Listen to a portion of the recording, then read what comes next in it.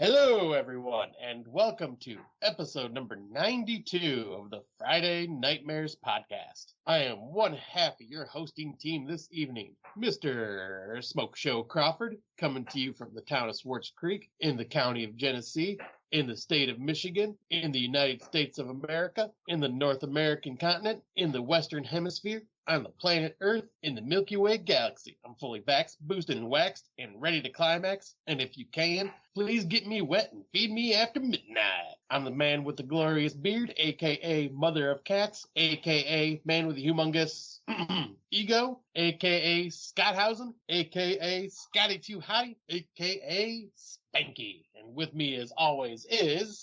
Heather Powell coming to you today from Waterdown, Ontario, Canada. And before we joined, Scott and I talked about how we are the real podcasters. So all the other podcasters suck. So it's good that you're here. Wow. Because we watch the 2024s and we only come back to the table either when we have no movies or 3 hours worth of a podcast. So buckle in, everybody, because there's no happy medium with Scott and I. Yeah. We don't time things well. I feel like we binge, or I binge, because this week I think I watched close to 10 or 12 of the movies that we're presenting tonight, just this week alone. Yeah, I think I'm pretty close to that with you, but that is also because we all of a sudden had a slew of movies that we had access to, too. Yes, we finally managed to crack the code. Scott and I put on our... It was like, what was that movie where they did all the coding and shit? What was it called? Hackers? Hackers, yeah. Scott and I made Hackers too. Hack the planet. It was just us trying to watch horror movies. That's all it was. For an hour and a half. It's coming. Uncorked picked it up, so it should be quite good. But I could say with these films, Scott, as you know, a lot of these new 2024 films were filmed in the UK. Yep, I'm out. Scott, I don't know if you know this, but I've been to the UK. I know. I've never brought it up before. What? Oh, if only we did release video, because Scott is just staring at me very, very, like, shut the fuck up, bitch. No one gives a shit about your trip. But Scott knew I was going to bring this up because we were watching, and it was one UK film after another. Like, I'm like, fuck, how many British films did they pick up this year in 2024? A lot. At least, right? And I was like, oh man, Scott's going to want to, like, throttle me by the end of this. Which is no different than any other episode that we do. Pretty much, yeah. Absolutely. A shout out to our Dummies of Horror friends, because they're doing a really great series right now. They're pitting decades up against each other, which Scott and I don't do that shit anymore. But I can appreciate the work. And I'm currently listening to their 50s versus 70s.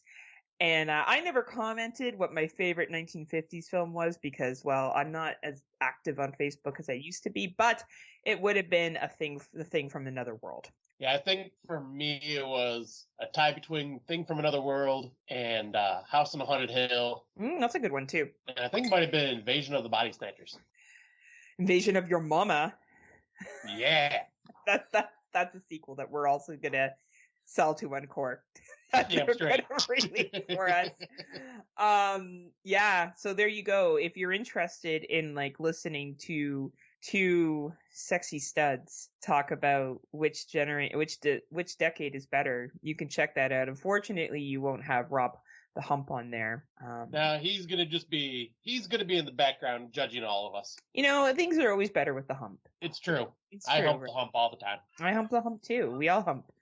Humpy humpity hump. But yeah, so check them out. I've really been enjoying that, and since we now just talk about new releases, especially today, because, well, that's all we fucking did. So if you liked our swimming pool, I listened back to our making fun of Night Swim, and we were quite funny. So hopefully everyone else enjoyed that, because I thought it was hilarious. That fucking movie. Fucking pool toys. So I went swimming with my niece last Sunday. Did you throw quarters? She even had pool toys. You didn't throw quarters, Heather? No, and I was like, oh, and we lost one. We lost this little fishy. And she's like, it's okay, Auntie Heather. They're really cheap on Amazon. Even my 8-year-old niece knows that pool toys are available on Amazon for cheap. But yet other people fucking throw quarters. Anyway. Fucking nice. Ruin the damn filters. Right now, we're so old. We're like, those filters. That shit cost hundreds of dollars, maybe thousands. Right? Which we don't have. Scott and I definitely wouldn't have that. That pool would be staying fucking closed. Yeah, I'll say, like, I've always said I would love a pool, but I would not want to do the work and pay for all the shit that's required for it. Well, and like all the time, liners rip and shit and all that other garbage that you gotta do, right? Then sometimes you get water from an evil stream that you have to deal with. Then you have your neighbors jumping in the water and drowning, and then the ghosts come out and like start haunting you and shit. You got some bitch living in your pool, lady in the water. You can't get her out. And for some reason, you just can't decide to, like, not swim. You just got to keep going. Right? You got some plastic bag floating around in your water that looks like a plastic bag, but if it gets too close to you, it fucking eats you. Like, You know what I'm talking about? Every time I watch that short, I'm like, it looks like a fucking garbage bag. Like, it looks like a garbage bag that's floating around. What's it called? The Raft? I think. Yeah, the Raft on Creepshow 2. Creepshow 2, yeah. I fucking love that one, though. I love it, too, but it's like a fucking, I'm like, well, I guess this was the easiest special effect they could come up with. They just basically, I feel like some garbage floated by. They were like, oh, fuck yeah, let's use right. But yes, we do have many movies to cover today, so I guess we'll get right into it, because here at Friday Nightmares, we watch 2024s. We don't make excuses like other podcasts do that they can't find any. We step up to the plate. Translation, we've sucked our way onto many people's plexes, which is why we're able to do this. That's back when we were nice. We faked it. We gaslit everyone in the horror community to gaslit. Word of 2023. It makes me wonder which one of these films will have gaslit Heather this time. You know what? You never know with me, Scott. You never know. I know. You never know, right? Like, well, we already know what my top 10 is. Spider-One's coming out with a film this year. We already know. Oh, absolutely. Yeah, right? So, anyway, did you watch this one or no? I can't remember. Which one is it? Clear Mind? Clear Mind. Yes, I did. I can't remember if it was a Tubi original or not. Well, it is available on Tubi. Do you want me to bring it in, or do you want to bring it in? Well, since you got the next one I haven't seen, I will cover this one. All right, so bring it in. Let me bring the list up real fast. All right. So, A Clear Mind is a 85-minute runtime. Tagline is, revenge is not a multiplayer game. A grieving woman uses her virtual reality therapy to exact revenge on her former friends. Yeah, this movie was interesting. It basically is trying to talk about grief in a way and how other people handle their grief. And there is this mother that lost a daughter right at the beginning and also lost their daughter in a pool. That's the theme for this year. You know what? I watched a lot of pool movies recently, so yes, but this is like legit could happen. Yeah. Like, and the tragedy, and I think I'll be real with you, Scott. I don't think this would have hit me as much as it does now because I'm so close to my friends' kids and they're around that age that I can put myself in that situation. Oh, for sure. Like, I think of my friend's daughter and like, because I take her swimming all the time, right? And I know how quick something can happen and I never let her out of my sight.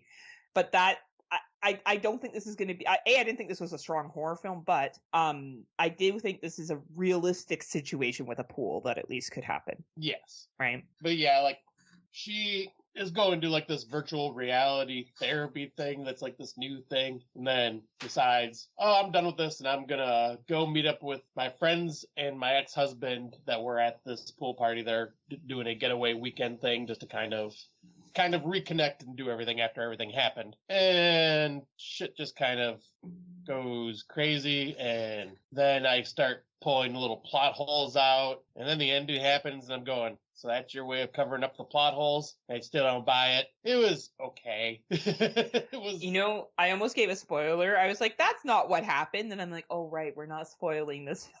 Good point, Scott. So right away we see gaslighting has moved into 2024 because I really liked this movie. I knew it.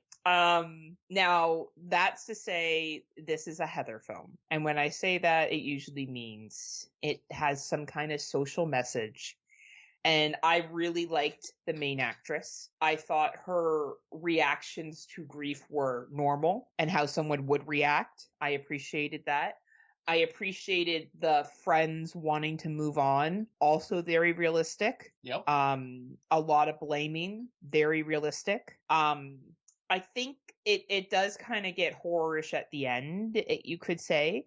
Yeah. And I guess the outcome is I actually thought that this was, for me, a 4 out of 5, but I can understand how most people would sit around a 2. I think I gave it a 3 out of 5. Okay, that's pretty fair. Yeah, so it wasn't horrible. It was entertaining enough, like especially for a free watch on Tubi. Right. And sorry, go ahead. And I was gonna say, and I thought the acting was pretty good, and there was a couple characters that I felt for. Right. I really felt like the main Rebecca Kreskoff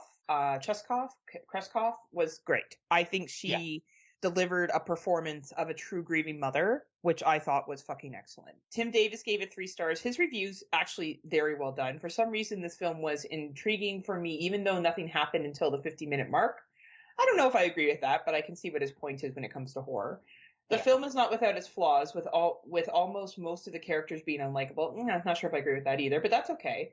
But overall, I enjoyed it more than I didn't. He gave it 6.5.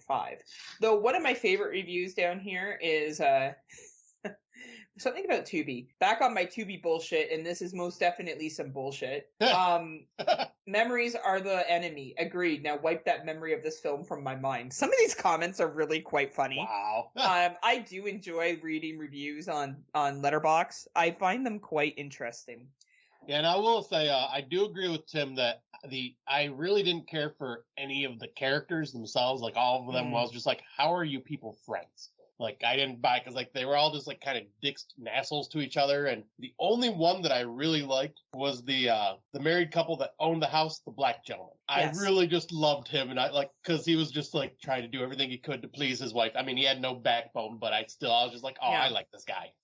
Yeah, see, I thought that was all realistic adult relationships. For you got to remember, they all experience the trauma of a child's death. And Scott and I aren't giving anything away. That happens in the first 30 seconds of the film. So this is what this film is based on. So to me, this was a reflection of what could happen if no one's dealt with what happened. Right. So, but like, again, I think it all depends on where you're coming from with this film. Dave Bailey also gave it 2 stars. So if you enjoy, I would say, a lot of character development, a lot of, seeing people at their absolute worst, and a little bit of VR horror, sprinkled in, then this might be for you. It is for free on Tubi, both in Canada and the United States. So, if you're a podcaster looking to build your 2024 list, I don't think it will hurt to watch this. Some people may be like me and really enjoy it and also be gaslit. It's also available on Google Play, YouTube, and Amazon for rent, but I don't know why you would rent it when it's on Tubi for free. Exactly. Like, it's totally worth watching on Tubi. And from what I understand from something that Tim said, like, people that give their work to Tubi, or Tubi takes on their movies, they make money off of the ads. Like, they make money off of how many people watch it. So, and my understanding is decent money too. So, hey, this is an indie actress and indie director, so. Hence why I always go to Tubi for a lot of stuff, because I love that fucking app. Yeah, it is useful. And I think there's very often that it's on Tubi and then also being charged somewhere else. And personally, like, when it's something like this, I think a Tubi free watch is decent if it's, if what Scott and I talked about is something that you want to check out and see. Yep. Give it a watch. It may come up later for me this year in an award. But that's for me, and that's how I connected with the main character. Right. So. And plus, there's still a lot of the year left, so who knows? Yeah, Scott's like, or maybe you'll get better taste by the end of No, we already know that's not going to happen. Yeah, let's not set expectations that can't be met. So the next movie we're going to talk about is Somewhere Quiet. I know this is 2023, but again, Rob, suck my dick.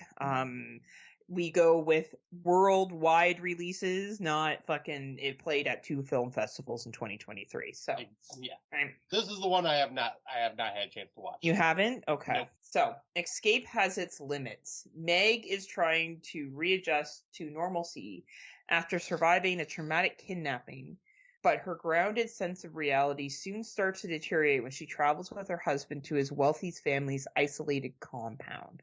Not that isolated, but that's fine.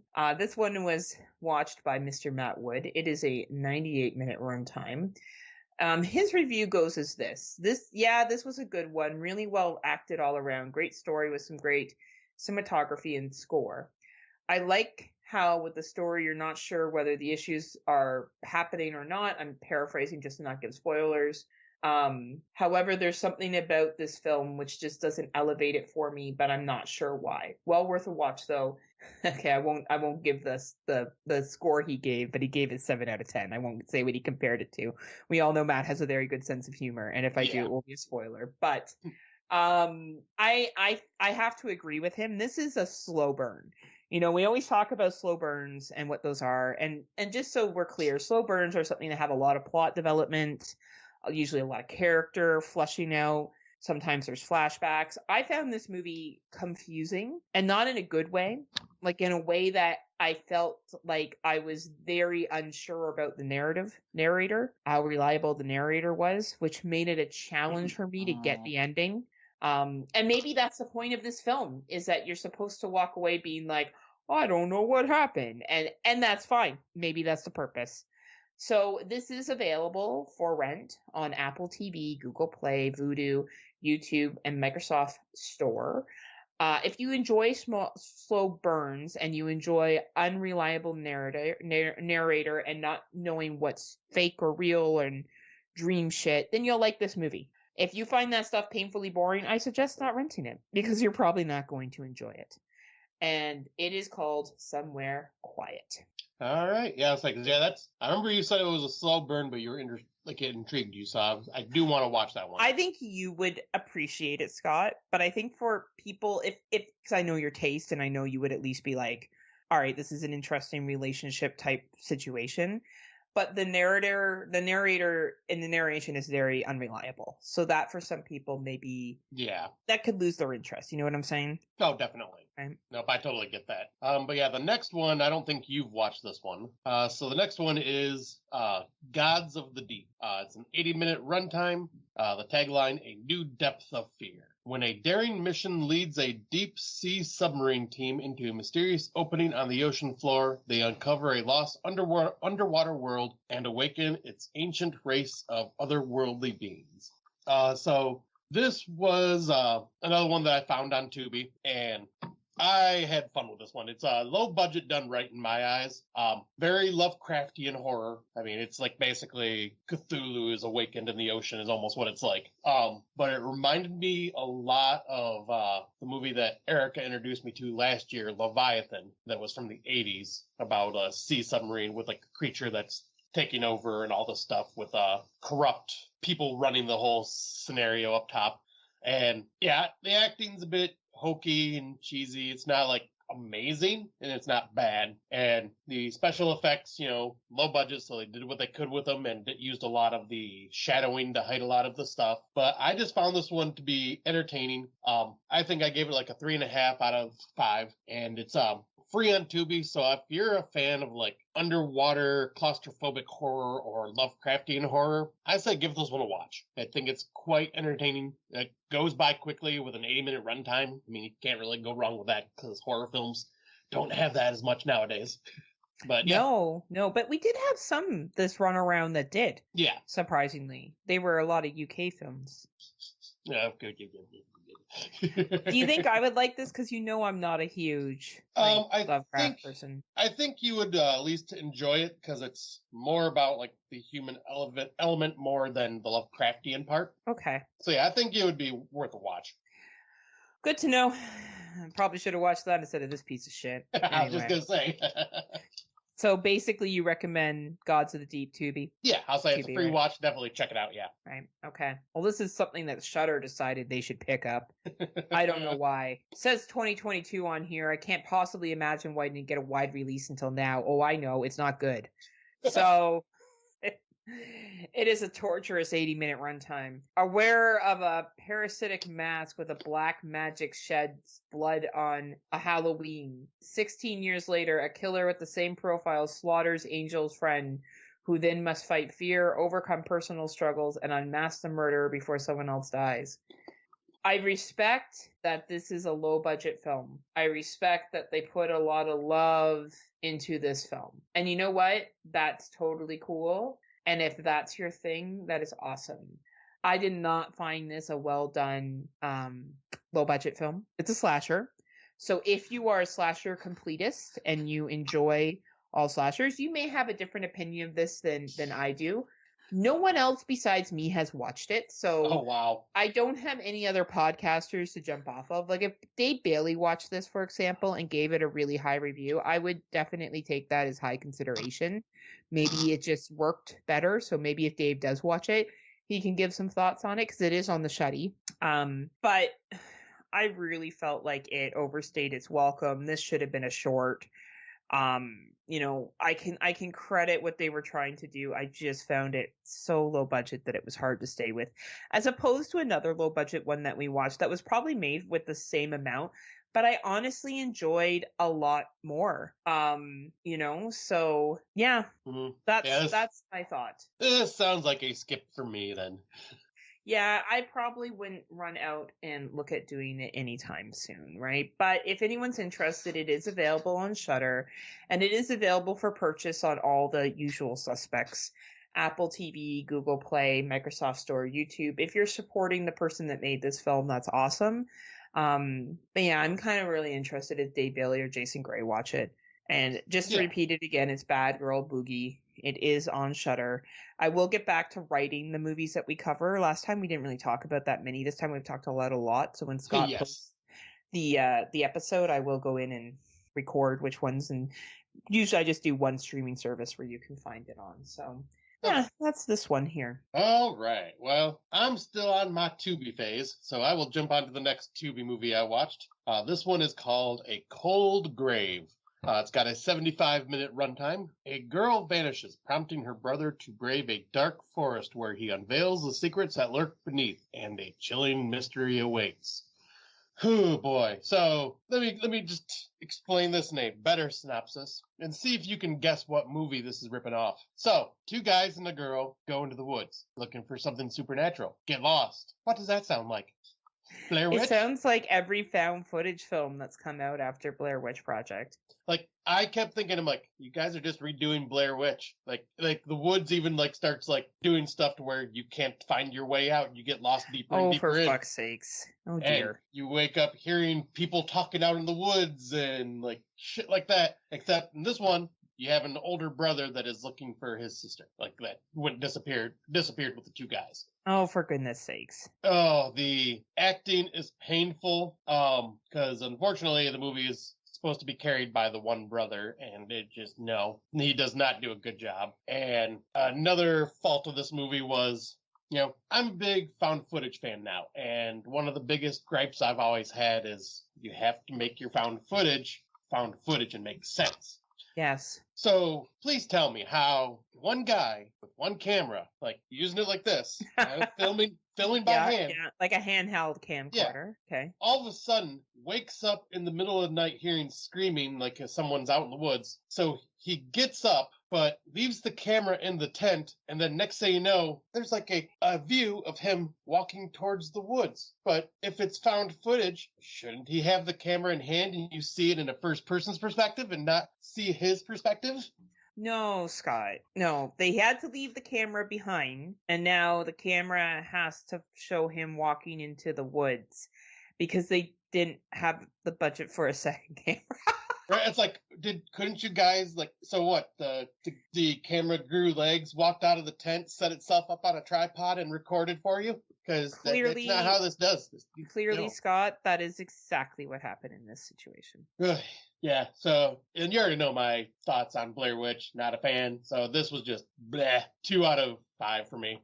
Ooh, I think I will skip. Yeah, I think I will skip. bad acting, found footage made no sense, and basically trying to rip off Blair Witch. No. So you really don't recommend it to anyone, do you? No, unless you are like a hardcore found footage fan, then go ahead, but Wah, wah. yeah, not that good, no. Me no recommend. Well, that's great because we're going to continue that trend. So the next movie is a fucking Shudder original. I don't know how they got Terrence Howard and Cuba Gooding Jr. to star in this and Valerie Ortiz to star in this fucking movie. I don't know how much money they threw at them. I don't know because this movie sucked. It's called Skeletons in the Closet. Sounds like what happens to most of my dates that don't work out. Haunted by a malevolent spirit since childhood. Oh man, been haunted since childhood, Scott. Shit's been going on. That has not been a theme for years or anything. It's so original. A desperate mother allows herself to become possessed in order to save her terminally ill daughter. Oh, Shudder. This movie is predictable. If you've seen another movie like this, any other movie that's like this, like I think of the movie The Closet that came out a couple of years ago, where the dad has to save his daughter in a similar type of situation. Oh, much better movie. I think of Come Play. Much better similar, movie. much better movie. So watch those because they're much better than this. I don't quite know why Shudder picked this up. It's a 98-minute runtime. No one of our podcasting people have watched it, but the people that have, Tim Walker gave it 1 star. Yeah. Someone named Vic Grimes gave it 2.5. It's not good. It's not good unless you are watching all the Shudders like Scott and I, because you're a serious podcaster who's very professional, and, you know, does everything right. Correction. You are very professional. I haven't watched these last 2 on Shudder that you mentioned. But you know, though, your life is better for it. Exactly.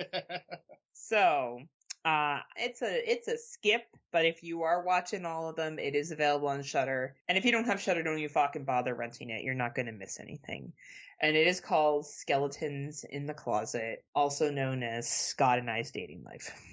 Also known as this movie should have stayed in the closet. It should have been locked in the attic. It should have even been, and then we should have made a sequel to Stay the Fuck Out of the Attic, which was just this movie being up there. And the whole sequel of Stay the Fuck Out of the Attic is making sure nobody watches it.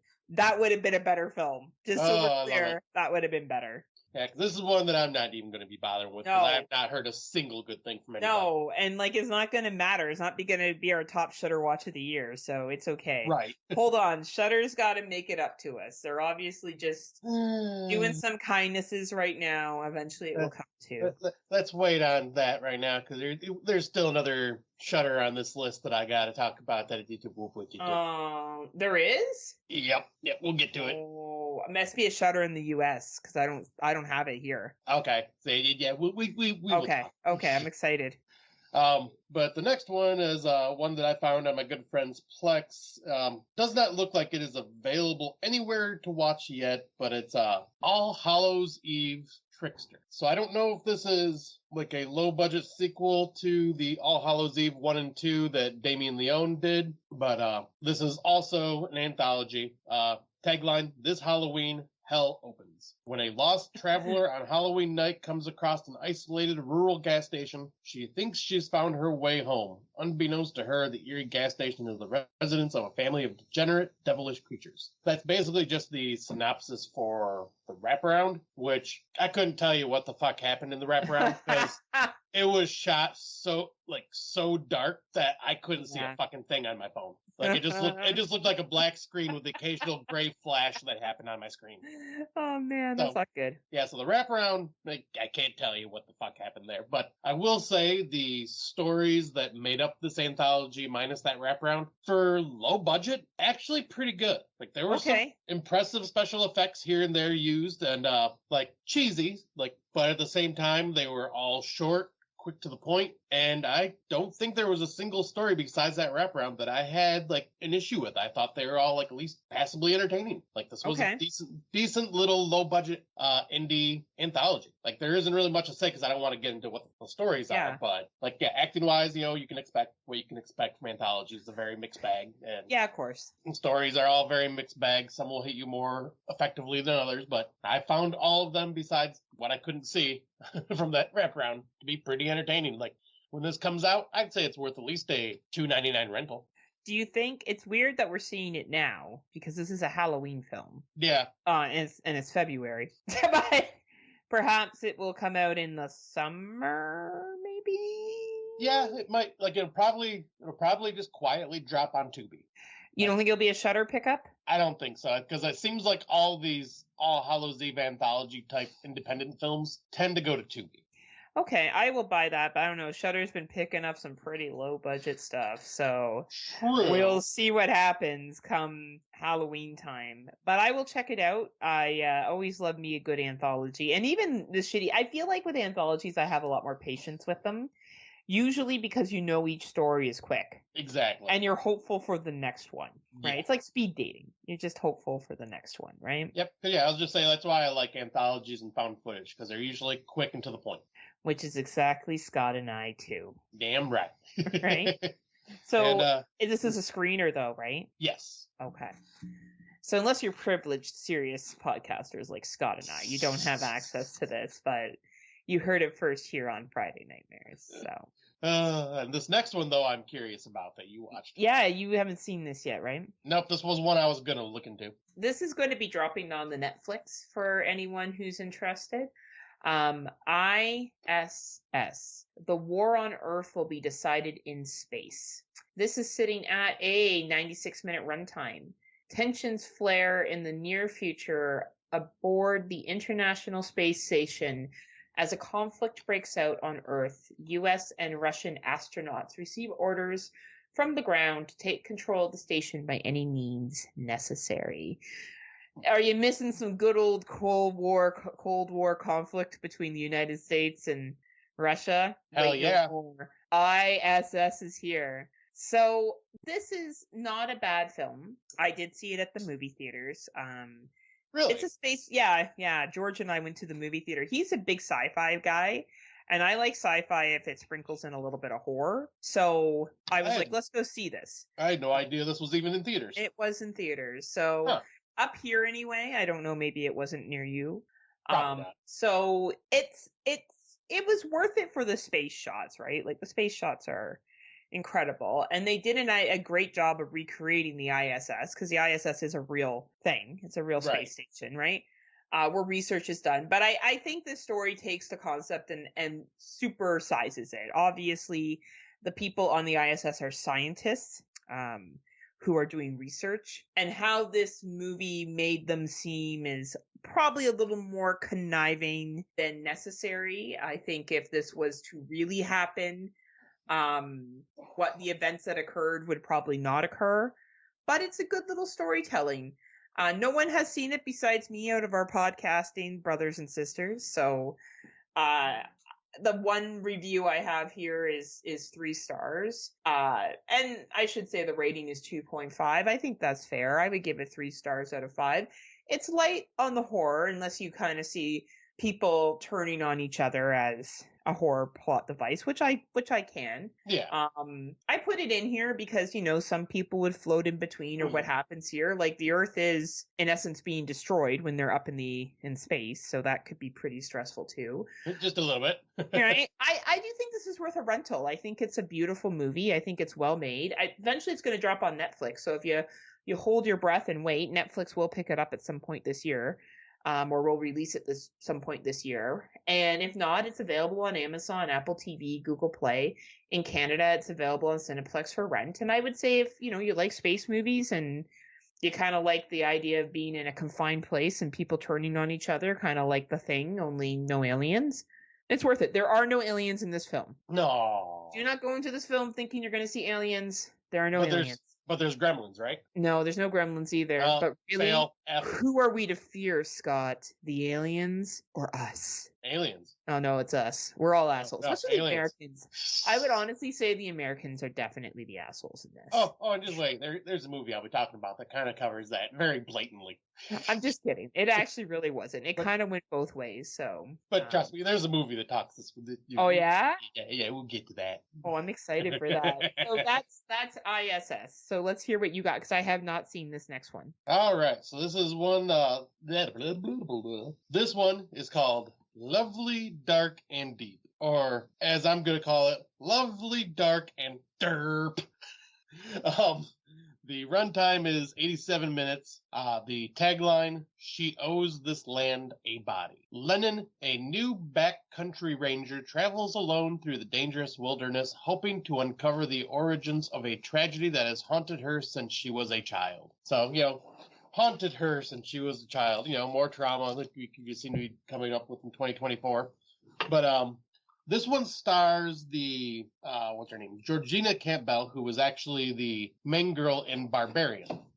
So I was like, oh, okay. And Erica and I decided to watch this last night. We watched the trailer and we're like, oh, okay, this looks really freaking good. Like, it's creepy looking. It's like beautiful location because it was shot in Portugal out in the mountains and just very creepy, isolated horror is what we got with like some supernatural elements. Unfortunately, besides the beautifully shot film and the good acting and just the beautiful locations, the story was confusing as fuck, and I have no idea what the hell happened. And this is one of those movies where I only looked at my phone for about 0.2 seconds the entire film. And in that 0.2 seconds, I look back up and going, what the fuck's going on? I rewind it, trying to think, okay, maybe I missed something. Nope, I have no idea what the fuck's going on. So, and you and Erica weren't making out? Nope, we were actually she lost interest and was like playing on her phone, but I was like invested, like, all right, let's look. You're like, no, I'm a serious podcaster. But no, this one was, I don't know what happened. Like, this had such great potential, but it was just like so fucking confusing. And the few people that I'm friends with on Letterboxd that have seen it, 2, 3 out of 5 star ratings. One from Christopher G. Moore, and then a guy called Movies Review. They both gave it 3 out of 5. And our good friend Donanelli gave it a 2 out of 5.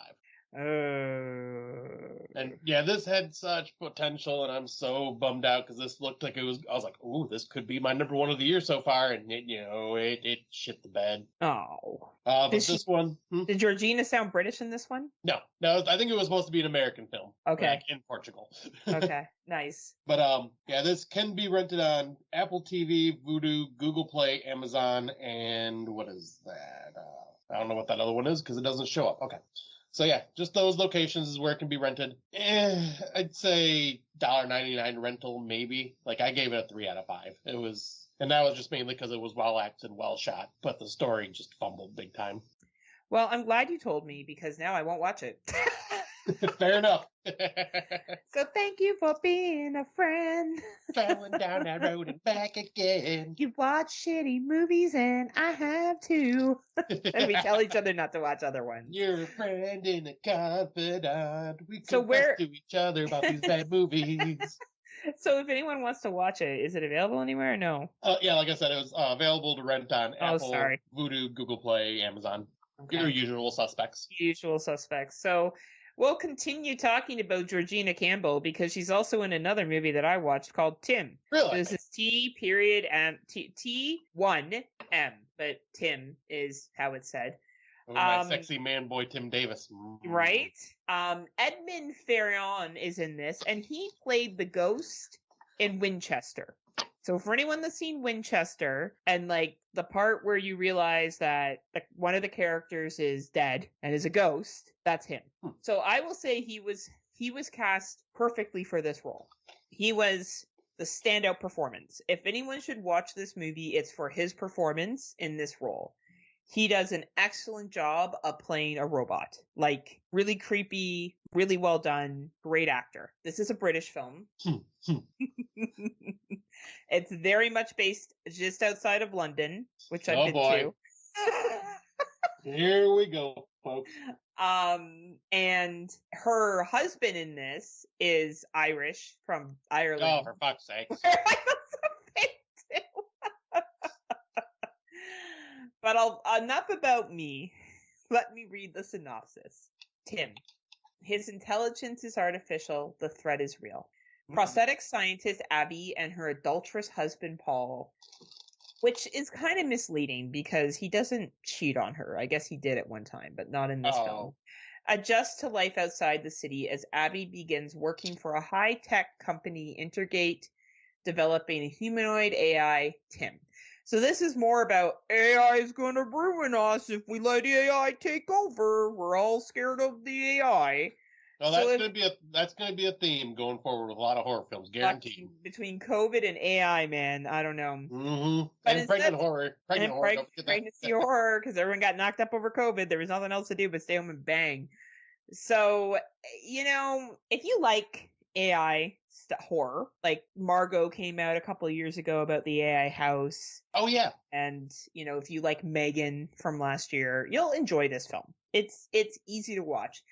It's a shame because I was really digging it. I also watched it with George. It's a 101 minute runtime, and we were both into it until the third act. I don't know what happened in the third act, but it really took a shift to something that was fucking weird and didn't really make a lot of sense. It's almost like they rushed writing the final act, in my opinion. It just I don't know what happened, but I felt like they did a rush job. So for the people we know, Sandra Kane, or Dave Bailey, has given it 2.5 stars. Tim Walker's given it 3, and Kate Pollock's given it 3. I probably sit at 3.5. I did enjoy it probably a little bit more than our fellow folks here did, but at the same time, that third act just really sent it down a weird path, and it did not need to be 101 minutes. It's a good 10 minutes, 15 minutes could have been shaved off this movie. Right. I would still say watch it, and I would say this is something you could watch with Erica, and I'd be interested in Erica's thoughts of the ending. Well, I was going to say, to you, is this logical? Does this make logical sense? Because if not, she's going to have an aneurysm. Well, it's AI. So, yeah. Does it, you know what I mean? Warn her that if she decides to watch it, it's about an AI butler go evil, right? So, you have to suspend disbelief. You do, right? Gotta criticize Erica, but not all horror movies make sense. But I think that it moves quick enough. And I think that I would be curious to hear what both of you think of the third act, because I think that's where it really goes off the rails. Okay. But just to kind of jump on something you said just a few seconds ago, so to put it in the slang of new age kids, Android Butler go brrr. I don't get that. I don't get what I don't know why. I've been seeing a lot of people just saying Android Butler going. Oh yeah, probably that's how they die, right? Their coding goes off, right? Yeah. So yeah, this is, I don't know. Look forward to more AI gone wrong. If you're interested in renting this, it's available on Apple TV, Google, Vudu, YouTube, Cineplex. Again, if you like AI horror, this will be for you. If you don't like AI horror, probably skip it. But I will definitely say that Eamon Farnan may win an award for me this year because he was fucking excellent. Excellent casting. Whoever got him in this role, fucking perfect. He was great. Really, nice. Really. I hope to see more from him because I actually really liked him in this. So. Yeah, this is one that I definitely planned on watching. Yeah, check it out. And as I said, America will probably get mad, but she gets mad at a lot of movies. So, she does. It's so entertaining. Not as mad as what was that one I made her watch? Quicksand. Not as bad as Quicksand. Oh, that one. She was just like, I'm disappointed in Heather. I aim to disappoint, so she should look forward to a lifetime of that. So. Oh, but all right. So this one, we finally gotten to a movie that we've both seen. Yay! This one is Double Blind, with a 90-minute runtime. Tagline is, if you fall asleep, you die. After an experimental drug trial goes awry, the test subjects face a terrifying side effect. If you fall asleep, you die. Trapped in an isolated facility, panic ensues as they try to escape and somehow stay awake. First off, before I even get into my thoughts on this movie is, the poster artist for the movie Swallow from 2020 would really like to have a word with the poster artist for Double Blind. Because holy shit, is this poster a fucking almost one-to-one identical ripoff of Swallow from 2020. Like, Very all true. the way down to the woman wearing a blue shirt and holding up a pill. But instead of holding up a pill and swallow, it's holding up a tack. But in the background is red. Everything is the exact same. Because, like, I even showed you the poster comparisons. I'm like, what the fuck? Yeah, it's pretty similar. Yeah, it's like a bit ridiculous there. But besides that, though, you were the one that told me to check this movie out. And goddamn, yeah, this movie was really freaking good. The acting in it, I thought, was really well done. Definitely has a lot to do with like science horror. So like this kind of fits in the science fiction horror in a way because of drug testing and all this stuff.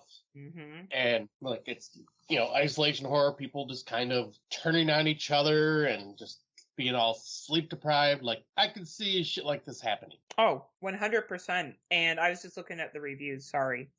I love this film.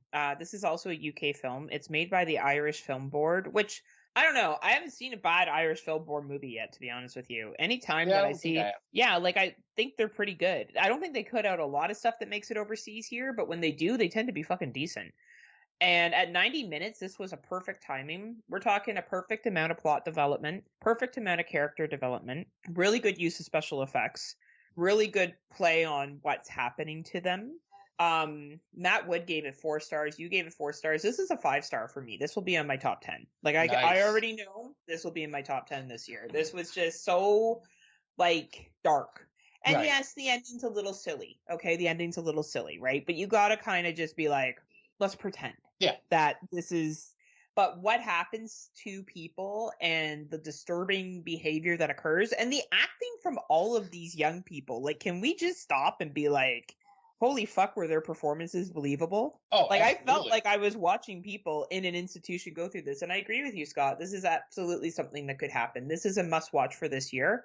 It's worth whatever money you pay for this movie. It is very good. Yeah, like I was very impressed by this. And even the doctor, let's not forget about her. Oh, she was fantastic too. And I've seen her in like what I instantly recognized her from was Tales of Halloween. She played like the witch neighbor in one of the short stories in that. Yes, and yeah, she was great in this. She was also in Bats and Deathcember. As well, and Land of the Lost, and there was like a bunch of people from Game of Thrones in this, like side characters, I think, or something like that. Like there was a bunch of people that, like side people that were in Game of Thrones. So definitely people with acting chops they got in this film. Watch it. I don't want to give anything away. I won't even read Matt Wood's review because he has spoilers in it, but to me this was a really, really fucking well done film. Slow clap, Irish Film Board, thank you for releasing something that's fucking good. That was an enjoyable film to watch, and I gotta say, the poster art, I was like, oh fuck, this is gonna be fucking stupid, and then I watched it and I was like, shit, this is great. So definitely spread the word. It's definitely worth checking out. And it's on all the streaming services, and it's called Double Blind. Yep, and I was gonna say, and then on my list of people that have reviewed it, it's all 3s, 3.5s, and 4s from everybody that's reviewed it and watched it. So yeah, definitely a major consensus of pretty damn good movie. Agreed, 100%. Have you seen the next one or no?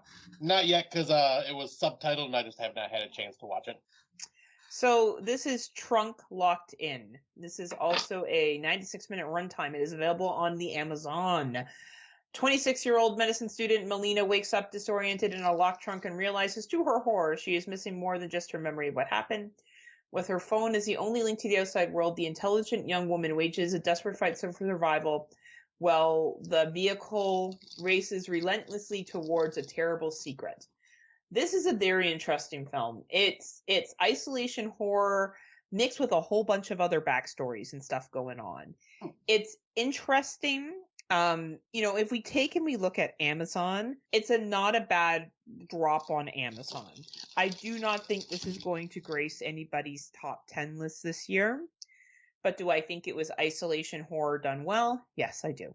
I think they utilized the concept of being locked in a trunk. I don't know why the guy never took her phone. But anyway. Yeah, that seems weird. Right. But overall, I think it's entertaining. And if you have Amazon, it's worth a watch.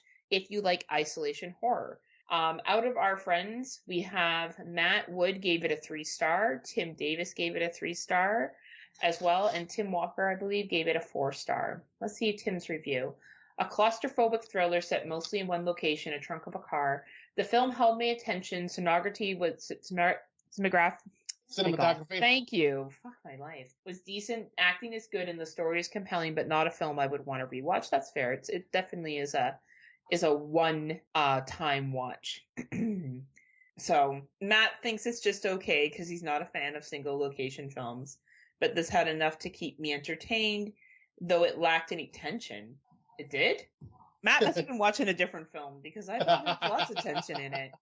So anyway, if you like isolation films, this is for you. And if you have Amazon, you can watch it. It's included with Amazon, so check it out. Yeah, because this is one that I heard Tim Davis talking about, so I wanted to at least watch it at some point because I knew it was an Amazon Prime one, and we do our Prime awards and stuff too. Right. So I'll check it out. We're serious podcasters here on the Friday Nightmares podcast, and we have to, watch everything because we're that committed. Damn straight. And then, this next film, this is the Shudder movie I was talking about, and the America Bad type movie I was talking about. Okay, so this movie is called History of Evil. It's got a 97-minute runtime. Synopsis is, a family on the run from a corrupt state takes refuge in a safe house with an evil past. A terrifying last stop on a near-future underground railroad. So, yeah, this is, what if... the way I took this was, what if Trump's America became a thing and all the mega cult people were basically running the country, and anyone that protested or was an activist was considered a threat to the country and a terrorist and thrown in prison. And basically, this is like a futuristic America, and this woman gets out of prison, escapes, and gets with her husband and daughter, and they land in this safe house. And it is so fucking on the nose of like, ooh, mega cult is the KKK and all, conservatives are bad, blah, blah, blah. Like, it's just so... Well... You thought Isn't that kind of accurate, though? The mega cult does have some problems. Well, it is, but the way it's done in this movie, though, is just kind of like, yes, we know this. That's the problem. But and it's just the characters I can't stand these two characters. I hated them both because they were just awful and should not be together. And, like, it just was a dumb story that was confusing and went nowhere, just like the other one that I watched that just was confusing and didn't make any sense. Like, at the end of this one, I'm going, wait, what just happened? That was it? Why? What? So this one I gave 2 out of 5. Like, this one was just, like, and it's got a good budget, good acting, like, it's got some recognizable faces, but once again, another one that just shat the bed. And this is just another Shudder exclusive that's just, no. So I'm watching the trailer right now. I don't know why I didn't see it on Shudder for me. Maybe it's just an American release. But does the house have a history of other things, perhaps? Hooded figures? Yes. Mm-hmm. Okay. See, like, I'll be real. Your country's in a lot of shit right now, right? Like, there's times where I wonder if the Handmaid's Tale is going to happen in the United States, right? So, like... I mean, you get wrong. Right? I can appreciate the flavor, but it seems to me like it's trying to do a lot in this film. Like, it's trying to be a political film, mm-hmm. and then it's tying in what it looks to be a haunted house. Yeah. Correct? Okay, so, And it just doesn't land with either of them. Okay. Because it almost feels like political film mixed with haunted house, mixed with elements of The Shining. Okay. It's weird. And apparently I'm not the only one, because yeah, let's hear what other people had to say. Yeah, let's see. Tim Walker gave it 2 stars. Okay, this guy, I don't recognize him. He's one of my friends though, but he gave it 1 star. Donanelli gave it 2 stars. Why is it the people that I don't recognize are not popping up on Letterboxd when I click on their name? But yeah, they gave it 2 star. Yeah, it's 2 stars across the board with everybody that I'm following, but no one's written an actual review of their thoughts. Interesting. Okay. Do you think I should watch it? Just because of the political part, I'd be curious. Okay. And it's a Shudder film too. I should probably watch it. Yeah. Yeah, and I was gonna say this was on Shudder, and this is also on our friend's Plex. Okay, so I can watch it on Plex then. Yeah. But yeah, interesting. That's a shame. Oh, that's a shame.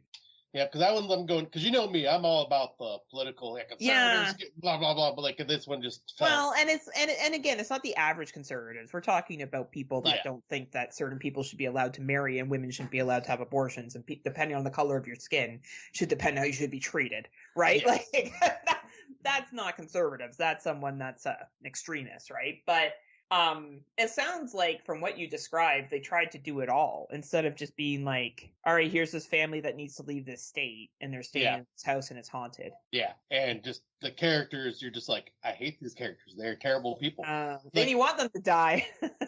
Well, there's a line, this woman is an activist that escaped from prison. And she had a daughter, like with the guy that they're with. Yeah. And first time she's seen her daughter in years because she was in prison. And they get to the house and the mother goes, since I can't be an activist anymore, like, I don't know what my purpose in life is anymore. And I'm sitting here going, to be a fucking mother? As someone who just became a parent, Scott's like, I feel like I got the answer. Right? It's like, it's pretty self-explanatory here. Oh man, that's funny.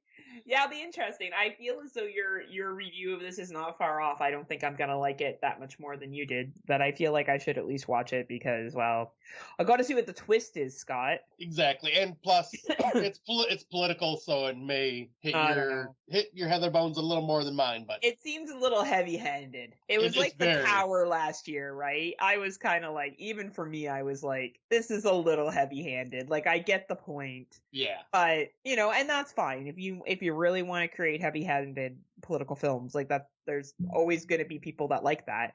But it's hard to do like, what was the one we watched where they were reacting the Civil War, but you didn't know it was Annabelle? Oh, yeah, Antebellum. Antebellum, right? Like, to me, that was clever. That twist was clever, right? It gets to the end and you're like, oh, okay. Like, it's still not like the best movie in the entire world, but at least I could be like, oh, got it, right? Like, got it. So, but I feel like other times people take the political stuff and they just try to do too much. Yeah. Just try to put everything ever that they could put politically and then a ghost story and everything else, and it doesn't always fucking add up. So, we'll see. We'll see. Well, to continue to be nauseating, the next movie we're going to talk about is also a British film.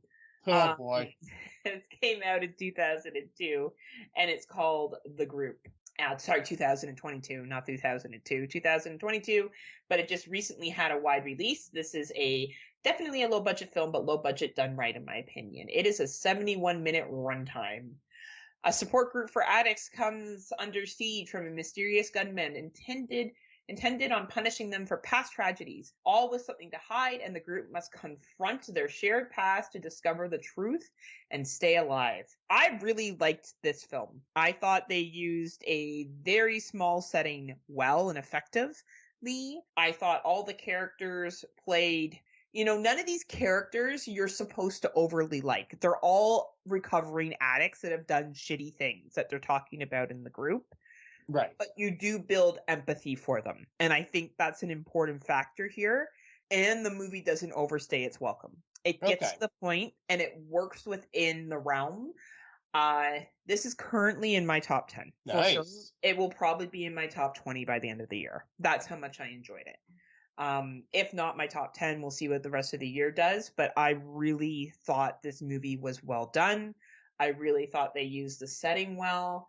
And I really think that, just all around well delivered, fucking film. Perfect runtime, simple set, great concept, and an abrupt ending that hammered in the fucking point. Nice. Not trying to be something, you know how that last movie you talked about tried to be 18 billion things? Uh-huh. This was pretty straightforward. There's a group of addicts, they've done something, someone shows up for revenge. I like that.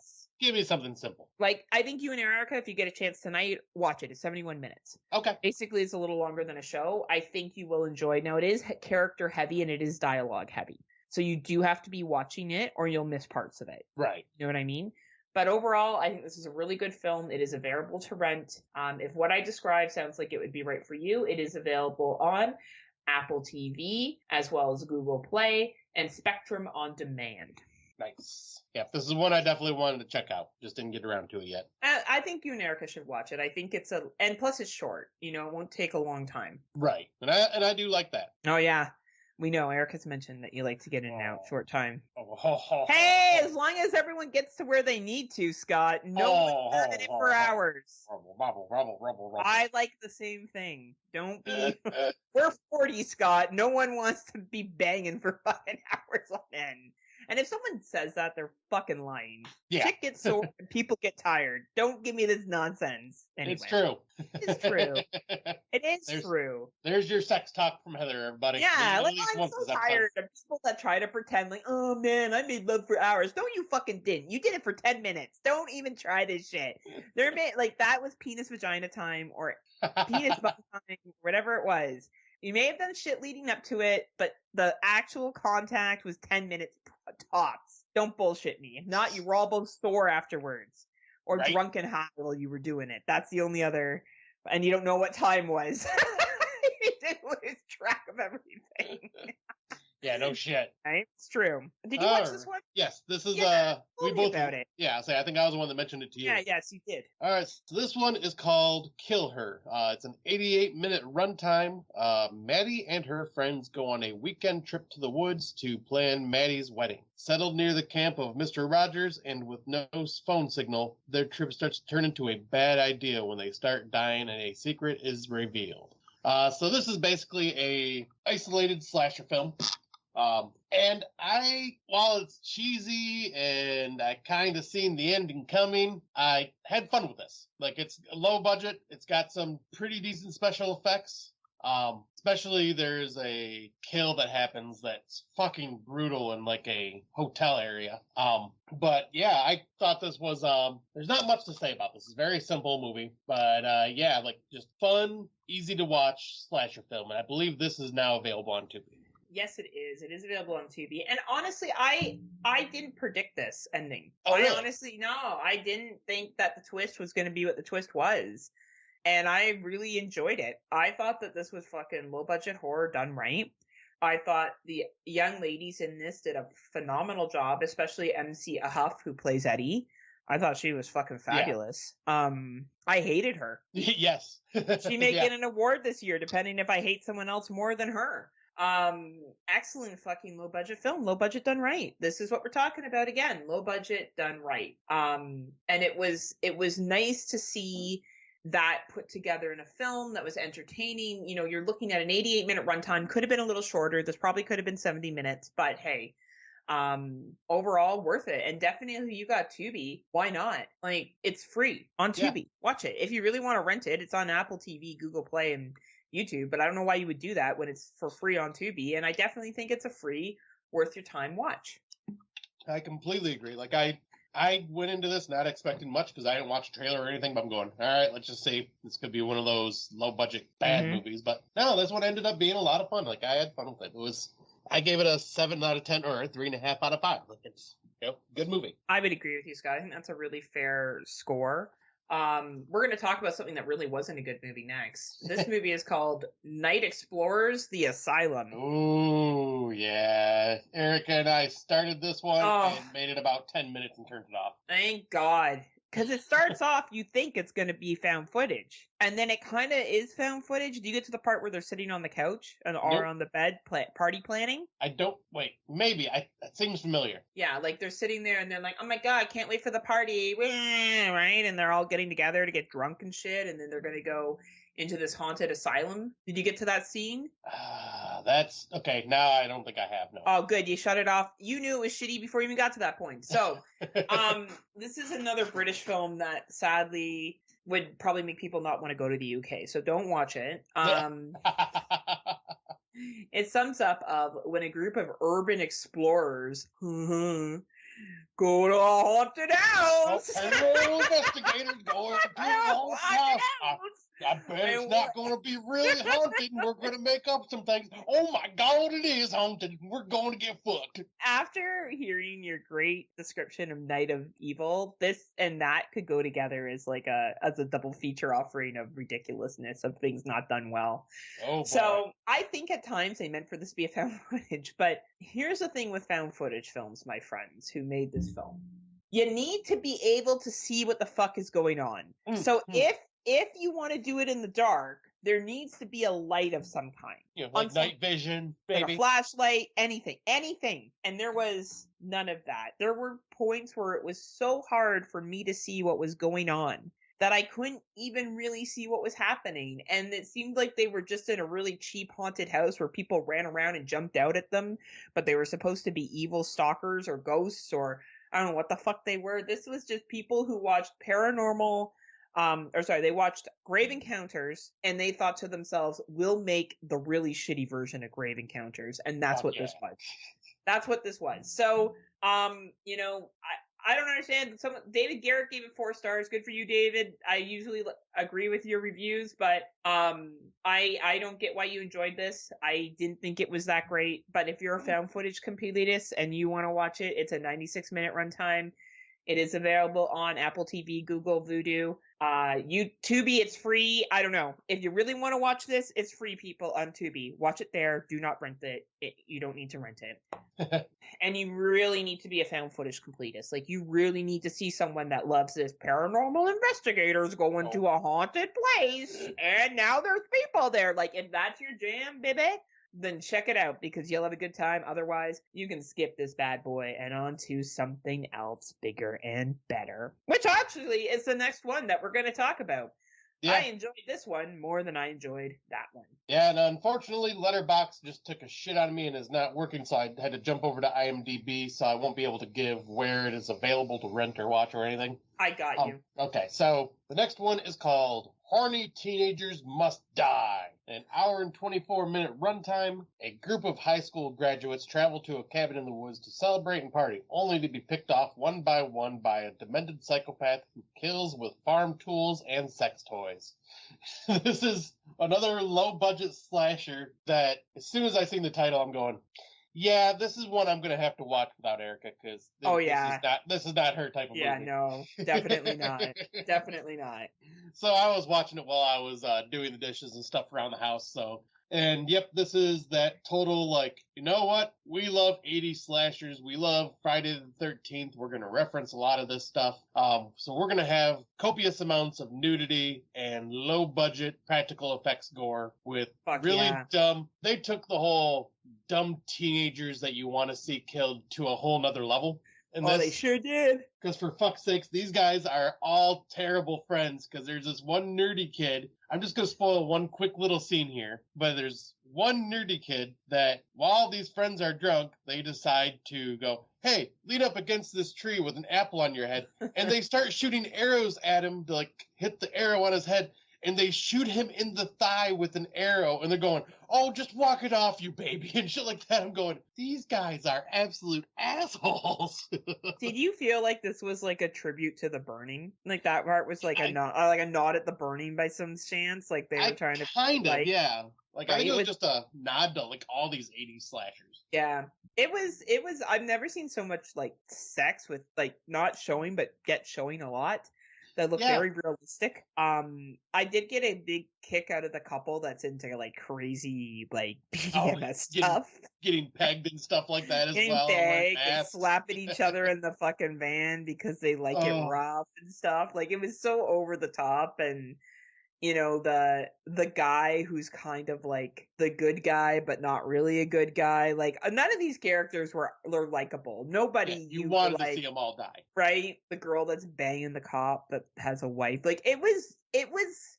But fuck, it was entertaining. And the guy that was the officer was the director. Oh, really? Yeah.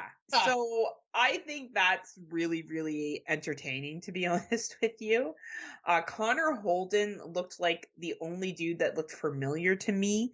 I feel like he played the main dude. I feel like I've seen him in something else. And Alicia McNeil, I think she was the one that made the Boogeyman movie, Bad Girl Boogie. So... Obviously, these are all kind of low-budget people that know each other.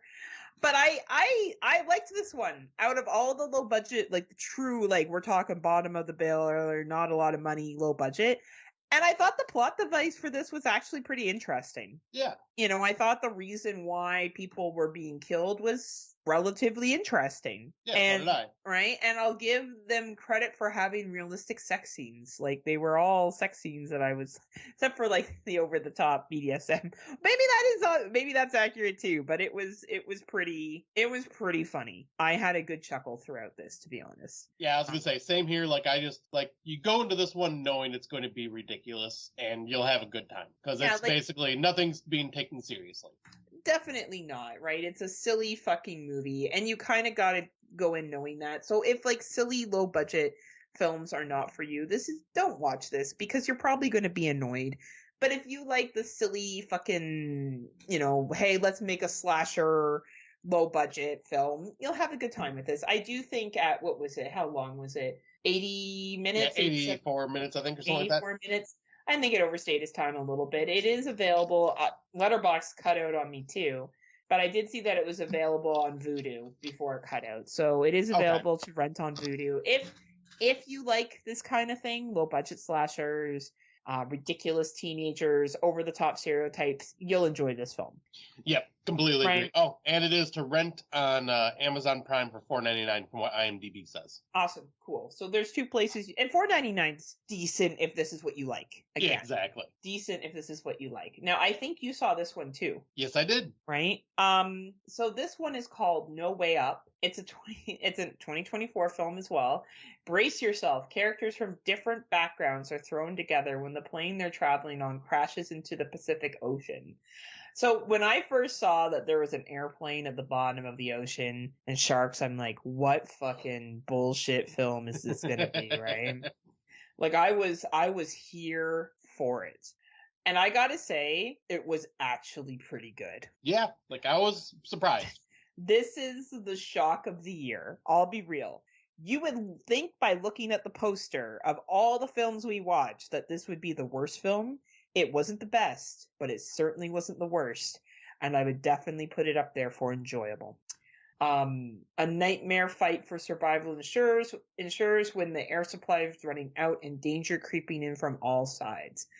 Who was the older man that was in this? Was it Colum? Brandon, yeah, Colum Meanry. I recognized him from a lot of stuff. Yeah, he's like Irish or Scottish or something. He's been in a lot of shit. It was really interesting seeing him in this film. I thought we were gonna get him for a lot longer than we did, but he was the most recognizable person, so I assume he cost a lot of money and they could only afford him for like a little bit of the film, which is fine. Which is fine. And go ahead. I'll say you go ahead because I had something. But I was going to say, when I watched this, I have to say, like, the plane crash itself was super effective and well done. Like, it was kind of freaky, like how realistic it looked. Oh, dude, I'm so glad I'm not flying, like, for a couple months. I would not want to watch this and then get on a plane. Yeah, like, this was an intense plane crash, like, for something that seems to be a bit of a low-budget film. And I have to say, there was a moment in this that may win, if depending on how the rest of the year goes, but may win the award of Hit Me in the Feels. Yeah. There was some parts in here that actually kind of got to me. Yeah, like, the characters are all very much stereotypical in a sense. Like, you have, certain tropes, but you wanted them all to make it. Yeah, like, exactly. You didn't except for the asshole friend. Oh, really? I didn't like him just because of like, how he seemed like he was, like, very bigoted. Yeah, bigoted and anti homosexual, against homosexuality. Yeah. So he came around towards the end. Yes. But yes, I agree. I agree. That's a very valid point. So Matt Wood had to say this isn't a bad plane crash survival film with sharks thrown in. He also thought the same with you. The characters are likable apart from the obvious dickhead. Decent effects. Another, again, a single location movie, which I don't like, but this is all right. There's enough action that keeps it ticking. I would agree. I think they did a really good job. I don't know if something like this would ever actually happen, if an air pocket could develop in a plane. But you know what? Fuck, I was here for it. It didn't really matter. I was willing to just turn off my brain and be like, sure, this is what happens, right? And the fact that certain people were able to hold their breath for what seemed like 10 minutes. Right. And you know what? Maybe that's the case too, right? Who fucking cares? It's a shark movie. But at a 90-minute runtime, it didn't overstay its welcome. I thought it was way better than it was going to be. I enjoyed it. It's available to rent on all the streaming services. So Apple, Google, I shouldn't say streaming, video on demand, Microsoft Store, YouTube. And I think if you like this kind of action-y type of sharky, plane crash movie, like, it's worth the money. Like, it's not a bad definitely. 2024. Like, it's an entertaining 2024 film. So Yeah. I say check it out. Yeah, and then kind of continuing with that thought of check it out. The next movie is my number one so far of the year. I fucking love this. This movie is Here for Blood, a 95-minute runtime. A rowdy pro wrestler struggling to make ends meet agrees to fill in as a last-minute replacement for his girlfriend's well-paying babysitter job. Upon arriving at the secluded family home, he meets the precocious 10-year-old Grace. What starts off as a quiet night of pizza and video games quickly spirals into bloody, violent chaos as Tom and Grace find themselves fighting for their lives when an otherworldly cult of masked intruders descend on the home. So this is, I will say right off the bat, as I said, this is like my number one film of the year so far. This reminded me a lot of Psycho Gorman and the way it was presented with its ridiculousness and the bad guys and stuff like that. This movie was just so goddamn fun and gory, and the practical effects were awesome, and you actually liked the characters, and for once, a babysitter movie where the person babysitting the child, they actually get along right off the bat instead of the child automatically hating the new babysitter. And I was so happy. Scott, I can't tell you how happy I was that they didn't go down that other route. I was expecting it. So expecting it. Ugh. And because it's that typical trope of those babysitter type movies saying, nope, they did not do that. And this girl was just so adorable. The guy that played the pro wrestler, he was funny. He was actually charismatic. Their chemistry together worked really well. Yeah. This was just a fucking bloody, gory, hilarious, fun time. Feed me! Feed me! That's where I was like, yep, this is Psycho Gorman right here. Now, this is a Canadian film. So it was filmed in London, Ontario, Canada, and it was reviewed, what did you say, after the After Dark Festival? Yep, After Dark Toronto Film Festival. After Dark Toronto, which is a small film festival. Just so we're clear, that is not like TIFF. That's not a huge film festival. So I thought this was fucking solid, and we aren't the only ones. Dave Bailey's given this a whopping 4 stars. Duncan McLeish has given it 4 stars. Tim Walker's given it 3. Tim Davis, you gotta watch this bad boy, baby. Yeah, he's wanting to. He was struggling to find it when I told him about it. He's like, I can't find it anywhere. Yeah. It's only available on Google Play, Vudu, Hoopla, Screenbox, and YouTube. I don't know, man. This could be a Shudder pickup. This is a Screenbox, so Bloody Disgusting. So it's a Screenbox streaming rights one. Okay. No. But I actually gave this 4.5, so 9 out of 10 stars for me. Yeah. I fucking love this. Is a Scotty movie all the way. I agree with you. This is my top 10 too. This movie was fucking awesome. Low budget done well. We are seeing a low budget film put their money into their special effects where it counted. All the characters are affable. The plot moves quick. Everything moves quick. It's just fucking mint. Yeah, this is a fucking mint 2024 film. And I even looked this guy up just to see if he was a professional wrestler in real life, from a different indie scene or something. And no, he's just an actor. And I'm like, well, I can see him as a professional wrestler in real life. He was excellent. Sean Roberts, I believe, is his name. Yep. Hope Canadian to see him actor. I hope to see him in more stuff. I know he's been in Resident Evil. He's been in Land of the Dead, Diary of the Dead, Taking Lives, I Love You, Beth Cooper. He's actually done a variety of different stuff when he was a kid as well. He was in Black Panther. So he's actually had some stuff that he's done. Probably not main roles or anything like that. Yeah, so probably did background stuff. He's good. I hope to see him in more things, and definitely I hope to see other people watch this film this year, because it's definitely something that people should check out, especially if you're a fan of Psycho Gorman, Kids vs. Aliens last year. I think this is right up there with a really, really solid, good film. So. Oh yeah, I'm gonna say this now. I will be shocked if this is not in my top 3 by the end of the year. So. I agree with you. It'll probably be definitely not in my top 10, top 20. Yeah. This was a good fucking movie. I agreed with you 100%. It's not a good movie though. What's Pray the for the pick? Bride. Oh, really? I was hoping No. it'd be at least something because I was gonna watch No. that one next. No, don't. Your But life will it's be better. but it's Tubi, Heather. No, there's a reason why. It's So a group of friends at a bachelorette party are stalked, tortured, and murdered by a masked figure who forces them to face a long-buried secret. Sometimes you watch movies to stack your numbers. And that's what I did here. Because I knew going into this with that synopsis that it probably wasn't going to be great. But Heather, it's the pseudo sequel to Bury the Bride. Really? No, it has nothing to do with Bury the Bride. Bury the Bride was an Oscar-nominated film in comparison to Pray for the Bride. Okay, this is like Lifetime with a little bit of horror. That sums it up. You know what I mean? Like, this chick gets married. For some reason, her fiance had died before. Now she's marrying somebody else. Her friends all go away together, and there's a big secret they've all been keeping.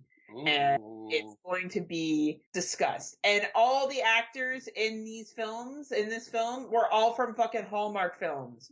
You click on their background, and they've all been in, like, A Love to Remember. Oh, dear Lord. Yeah. Or Monster High, the movie. That's what some of the other. So, hey, you know what? Not to shit on them. We all got to start somewhere. From straight A's to XXX. It's a sugar and spice holiday. Love Struck Cafe. Likes cats and dogs. So, if you are Lance Lanford and you're looking for something to watch with your wife, just for your wife though, right, Lance? Not for you. You never watch these movies for you. Just for her. Wink, wink, nudge, nudge. Pray for the Bride is available on Tubi, and it is a torturous 90-something minute runtime. And this one... Sorry, go ahead. I was saying, and this one is a Tubi original. Sure is. And, like most Tubi originals, Tubi is the Lifetime channel of horror movies. Oh, man. It is, but you know what? We are here for it, aren't we, Scotty? Oh, yeah. Oh, fuck yeah, we are. Then I guess we can jump into the next one. Yeah, this is a British film as well, filmed in London. It sure is. Soho. Yes, it is. Shout out to you, Kate, for our time that we spent in London together. Luckily, this didn't happen to Kate. No, Kate and I were actually in this movie. Yeah. It's movie based on us. You found the black rabbit? We're two of the fucking chicks. That's us. Anyway. All right, so this next film is called Midnight Peep Show. It's a 94-minute runtime with tagline, "Sometimes you just can't look away." An unnamed madam operates a unique peep show that caters to its customers' deepest desires, fears, and sins. Tonight, it welcomes a businessman with a unique connection to an extreme fantasy website. Soon he will become a witness to 3 stories of victims that found the website. It's only a matter of time before he's made to pay the ultimate price for dabbling in the dark side of desire. Mm-hmm. So this almost sounds like a Skinamax movie, but this is like a horror anthology. Basically, it's got 3 stories, including the wraparound, if I'm remembering correctly. But yeah, for a movie called Midnight Peep Show, there's little to no nudity, which would made it easy for me to watch at work. But yet, like a lot of very sexy stuff, yeah. Yeah, but like sex in girls just riding dudes in chairs. Yeah. That are tied up. Yeah. With all their clothes on. Yes. That's how that goes. There's like a whole bunch of committed relationship sex going on in here. Yeah, and adultery and yeah. Boy. This was like interesting anthology though. Like a lot of these stories kind of gave me Tales from the Crypt vibes. Yeah, that's a good way to describe it. Like a bit of sexiness with a bit of comeuppance. Yeah. Except for the middle story didn't have comeuppance. That one just kind of had a dark ending. But yeah, I found each of these stories to be very interesting and fucked up. Especially the Fuck, Marry, Kill and the final story. Yeah, I would agree. Yeah, it's basically just, it's about this website called I did laugh during Fuck, Marry, Kill. I did think some of the lines in that were funny. Oh yeah, like the story itself I really enjoyed and like a lot of the stuff, but it was just that ending that was just, I'm not a fan of that. Yeah, like there was, I think the first story was very creative and I feel like had the majority of the budget put into it. Yeah. And then, like, the wraparound, I still don't quite get. Like, Scott and I talked about it yesterday about what happened to one of the characters, and I'm still like, that was so unclear to me. Like, I just wish they had been clear on what the ending was. I felt like it was too, like, artsy. Right. No, I get that. Right. I don't know. It was okay. It was average. I would say if you really like watching anthologies and you want something that's sexy but not sexy, like indicates sexy but not super sexy. Right. Like you want to watch a chick pole dance with a bag on her head. Yeah, 'cause that happens. That happens. She does okay. She definitely did level 1 of pole dancing because she does all the fireman spins and shit. I could do that too. That was me. Actually. And then Kate was the hot one getting the drinks. That's who we were. And we were killing Matt Wood. You hear that, Matt? Watch the movie. You're gonna see what will happen to you next time I come back to England. Be prepared. Yeah, I don't know. If you like that, it's worth a rental. But like, I don't. Watch it for free if you can find it for free eventually. Yeah, I was gonna say it's a free watch. Like it's an anthology. It had some interesting stuff to it. I think I liked All Hallows Eve Trickster better as the better anthology I've seen so far this year. But this one wasn't bad. It was just another one to add to the watches. Well, hey, and that's what it comes down to, right? Another one to add to the watches. And we have one more in our list of 2024s. Heather is going to take it on. Yeah, you didn't see it, right? Nope. So Amelia Hirsch is in this one. Oh, okay. Yeah. So Walden Dean is a court reporter who witnesses all types of injustice in the courtroom. After discovering he has a terminal illness and repressed anger deep within him surface and taking justice into his own hands. I don't know if that's correct completely, but I'll go with it. This is picked up by Uncorked. And I will tell you right now, you're watching this movie and you're like, Emil Hirsch and Uncorked. My God, they got a gold mine here. This is a good story. I enjoyed Emil Hirsch in this and the role that he played. Oh, he's a good actor. There's some good actors in this, and I enjoy trying to solve the mystery of who was responsible for some specific killings that were occurring. This had a little bit of a Dexter vibe to it, but he's not a serial killer. But it had a little bit of that Dexterish vibe, like vigilante shit to it. It's worth the watch. It is a little long at 101 minutes, and it is a little lifetimey.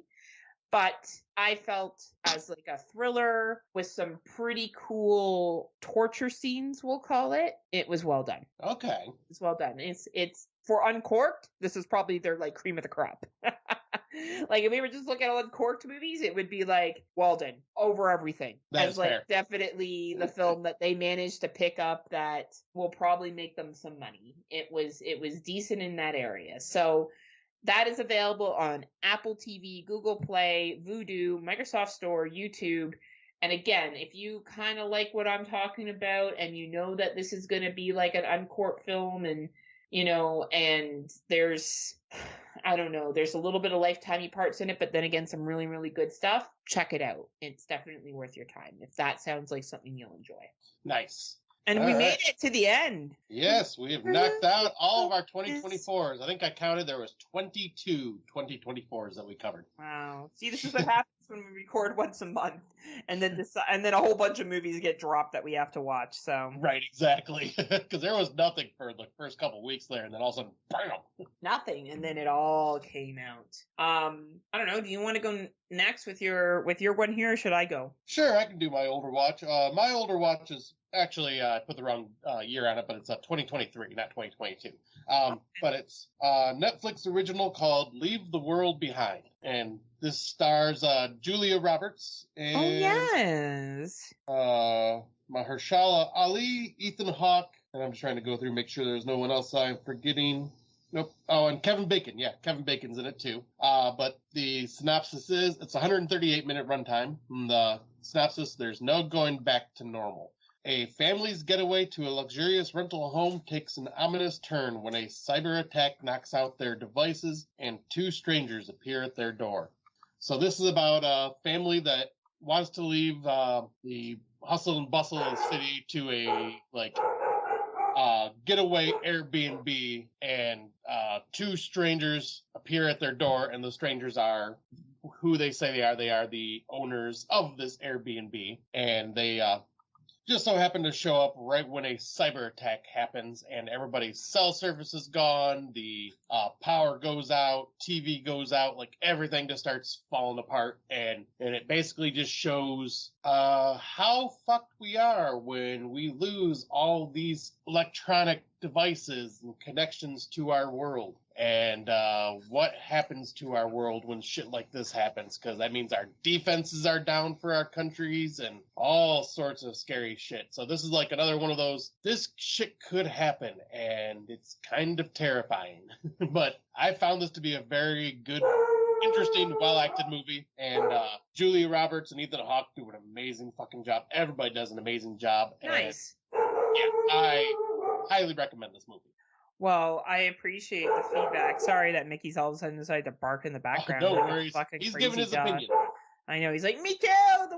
Leave the world behind. I've been wanting to check it out, so I'm glad that you are sharing it with us today, because I was thinking of watching it, so this is good to know. Yep, that was definitely more of a real-world horror there than the typical horror that we watch. Appreciate. Well, on the realms of pools, I guess Instagram heard me, and I saw a clip from this film called 12 Feet Deep. Oh, yeah, I meant to watch this stuff. Yeah, that came out in 2017, so I got our good friend to find the movie for me. And so Tobin Bell's in this film, very briefly. He's not in it for much. He was definitely in it just to be like, hey guys, Tobin Bell's in the film. But the chick from The Descent, so Nora Jane No One, is in this. So she was also in The Descent, as well as Alexandra Park, who was in Carnifex that came out last year, which a couple of years ago. It's the creature feature. Yeah. So she was in that as well. I really enjoyed this movie. The premise to this is, of course you have a little bit of sense of disbelief. So these young ladies go to a public pool, and through a series of unfortunate events, very kind of Final Destination-ish, they get stuck under the pool cover. Okay. I think I have heard of this. So, yes, of course, like you're probably wondering, well, how the fuck would that happen? It provides a series of events where you could see how something like this could happen. Basically, the synopsis is they're the last people to get out of the pool. They end up dropping their stuff so the person who's closing the pool can't see them. They end up going into the deep, deep end that is dark, where, I guess the person can't see that they lost a ring and they're diving down to where the filter is to get the ring. It's her engagement ring. Her sister basically took it and threw it in the pool because she was being a dick. Long story short, and the guy closes the pool cover. And as they come up to the surface, the pool cover is closed on top of them and they can't get out. And a janitor who's working there comes by, and she has a criminal history, and there's a negotiation that occurs. Right? So it's a reason why I wanted to bring it to the table, because even though it sounds like it's silly, it had a better plot point than Night Swim. Okay? Like this was something where you could be like, sure, I can turn off my brain enough to be like, this could happen, and then how are these two young ladies going to survive? Right. And what they do to get out of this situation, it's probably fairly accurate to what someone would do if they were pushed to these limits. Oh, for sure. So, it's an 85-minute runtime. It does not overstay its welcome. Dave C. from the Exploding Head podcast gave it 3.5 stars. There's no other podcast. Oh, Chris Jericho, who's also a podcast listener, gave it 3 stars. And I think that's fair. Chris Jericho, the Chris Jericho? No, he's Canadian though, and he's from out west, but he's not that Chris Jericho. I do think this movie's worth it. So Scott, I'd be interested in you watching it and hearing your thoughts on it. It's only 85 minutes. It's survival horror in a pool done well. I think you remember we watched The Pool a couple of years ago. We did do a pool about the alligator in the pool. So I think this one is probably one of the better ones. Okay. Check it out if you get a chance to. I think you'll find it interesting at the very minimum. All right, I will definitely check that out. And so I think that wraps up everything that we've watched and covered. We covered it all today here on Friday Nightmares, as always, your premium choice for 2024/2022 film releases /UK films that we just fucking promoted, plus the Irish Film Board, who we totally gave shouts out to, and decent indie films. Yeah. You come here for that shit here on Friday Nightmares. This is what we dig into. Yeah, we searched the dregs of the wastelands that are Tubi and Shudder, and we try to find you some gems that can be worth watching. Well, we're very lucky as well to be part of people's screener packs, so we're able to a lot of VODs as well. We're very grateful for that. We'll see what happens this year, but overall, there's some light going on. We brought to the table a couple of films that we thought were really, really excellent, and some that, depending on your personal preference, maybe you'll like it, maybe you won't. And then we brought some that you should just not bother with. So, they can't all be hits. You get a mixed bag here on Friday Nightmares. So we will be back again in a couple of weeks. I guess when we have something else to share. Yeah. I don't know when we will be back. I don't know. Again, I guess it depends. March is pretty quiet for me, so I guess it all depends how much we watch. Yep, I was gonna say it depends on how much we watch. I'll say the only thing I got probably going on at some point will be Connor's birthday. Oh, yeah. Why don't you make him watch some of these horror movies for his birthday, like the really bad ones? Make him watch. I totally should. You'd be like, son, we're gonna watch Night of the Explorers, and what you should never do in your life is go to these. Is he there? You keep looking to the side, or who are you looking at? No, I keep seeing something upstairs. I can't tell though. Oh no! Is it like a zombie? Is there an attack? I know. It's spooky. It's Erica being like, "What shitty film does Heather want to make me watch now?" All right, Erica, we're gonna watch this movie called 12 Feet. It's about girls that get locked in a pool. She's like, "Fucking Heather, this bullshit." Well, I'd just be like, "Babe, it's better than Pool Party Massacre." It's better than Quicksand. Tell her it's better than Quicksand. Yeah, that right there. Yeah. All right, and the one thing I will say about the ending of 12 Feet is that I'd be like, yeah, at that point I'd be fucking tired too, and I'll let you assume what that, and I'll let you watch that, and you tell me what you think. All right. But yeah, I'm looking forward to seeing y'all again soon. We're getting this watch train going. Imaginary's coming out soon in March. Next theater release that's supposed to be big. Fuck, we'll see how it is. I don't know. Not holding my breath on that one. I didn't get a special screening for Winnie the Pooh, Blood and Honey 2 yet. So I'm gonna have to wait for all the other fucking commenters for when it gets dropped. But yeah. Oh, well, we'll get to it. Oh, bother. Oh, bother. Slice your fucking neck open. Anyway. We are proud members of the Legion Podcast Network, as always. If you're interested, they do have a Patreon where you can come on and support fellow podcasters like myself and Scott. So myself, just me, not Scott, and other podcasters that bring creative content to this channel. And if you haven't become a Patreon member yet, we got one question for you. What? Who? Huh? Why? Where? What are you waiting for? What are you waiting for? What are you waiting for? Because I'm look at them now. It's like Mickey heard you. So right? You know what they should do? Speaking of the movie you talked about on Shudder, imagine, okay, it's America. Trump has taken over. All the Magdas are making everybody wear red hats. Oh. No one is allowed to get any vaccines. Measles has overtaken the United States of America. There is a safe house. And polio. We brought back polio as well. Polio's back. Right? There's a safe house, but the only way you can go in it if you're holding a camcorder and you have poor lighting. Yes, 100%. Do outwatch. This safe house was used for polio and measles victims from the 1800s. Also served as a cotton farm during the slave trade. And we're going to be paranormal investigators.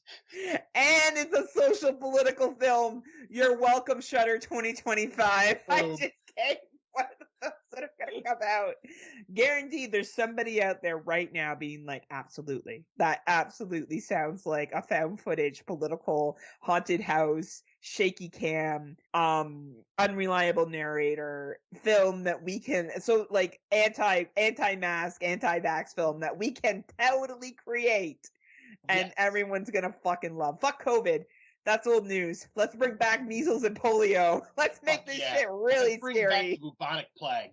Even better, Scotty. And then the rats from the bubonic plague come out of the walls. Yes. Oh my god, this is perfect. So, best movie ever. Oh my gosh, maybe I'll just have the Titanic float by too, just as like extra, like randomly the Titanic shows up. And they're like, but how's the Titanic here? And we'll be like, how's there a plane underwater in the ocean that has an air pocket? Stop looking for answers. And how's the world round? Checkmate, globe enthusiasts. Flat earthers are here, and it's true. Oh, even better. No, you know the reason why the Titanic's there is because the ice age global warming has finally overtaken the Antarctica has melted, except for this haunted house in this political warfare that people are dealing with, and the ghost ship of the Titanic goes by. And all the conspiracy theories come true. Lizard people in Hollywood. Birds are really drones. Yes. Yes. Birds aren't real. So let's bring it all back. Awesome. And you all were worried about COVID and fucking vaccines for that. Now you got real problems, motherfucker. You got the worst fucking 2025 horror film that's gonna come out. Tagline, and you thought COVID was bad. Right? Here's the thing, Scott. We've seen enough movies where I'm like, that is fucking 100% possible. Sad but true. Like, we're joking, but as we're joking, I'm like, oh yeah, totally. I could totally see a plot device with, like, it becoming, like, basically the Purge, super, like, fucked up America. Absolutely, we got our whole bound of anti-vaccine and disease movies, so now let's bring back the measles and polio. And the weasels. And the weasels. And there's weasels as well. They're going to have a weasel stomping day, like Weird Al song. What was the other thing we talked about? And then the haunted shit that's going on in the house because it's from the victims of polio that didn't... And they're angry now that you're not getting the vaccine because they didn't have the vaccine either. There's got to be a haunted doll in it too. Oh, we got to just throw that in for some shits and giggles too, right? The doll that helped the kids get through polio. All through found footage, and someone starts playing a Ouija board that's floating on the water because of the ice caps melting. Oh, love it. Oh my god, please stop with these fucking films. All right, can we just get back to, like, good old, I don't know. Like, let's see more of things like, what was the wrestler one that we just talked about? Here for Blood. Here for Blood. Or, fuck you pharmaceutical companies and your testing. Let's get to that. Let's have more Midnight Peep Show of people fucking with their shirts on. Like, let's stop with found footage. Like, all I could think of was you with the found footage film I was talking about, Scott, when it's so dark. Like, I'm like, this is what Scott's talking about. And I was watching it on my laptop. Like, I wasn't even watching it on my phone. And I couldn't see what the fuck was going on. I'm like, this is exactly what Scotty's talked about over the years. Yep. This is exactly what he's fucking talking about. This is why I found footage. I have to judge it very harshly. Right? Like, but I love it. But I judge it harshly. Use a light so we can at least see what's fucking going on. Exactly. Right? Anyway, we will be back again before I leave for the UK, which will be coming up. And then we're going to be hearing all about that when she gets back. And I'll be going to France. Oh, wait, man. High tension. Oh, martyrs. They're like, what the fuck is wrong with this shit? Croissant. Baguette. I'll be like, have you guys seen the Advent Calendar movie? They'll be like, yeah, it was très terrible. I'll be like, oh, okay, we thought it was bad too. Anyway, we'll be back soon with more 2024 watches. So in the meantime, do you have anything to say to the good people, Scotty? The only thing I have to say is thank you for sticking with us, like as always. And just remember, whenever you run into a Frenchman, just go, oui. Baguette, croissant, mademoiselle, or monsieur. And until next time, kitties. Au revoir. C'est bien. Good night, all. See you soon.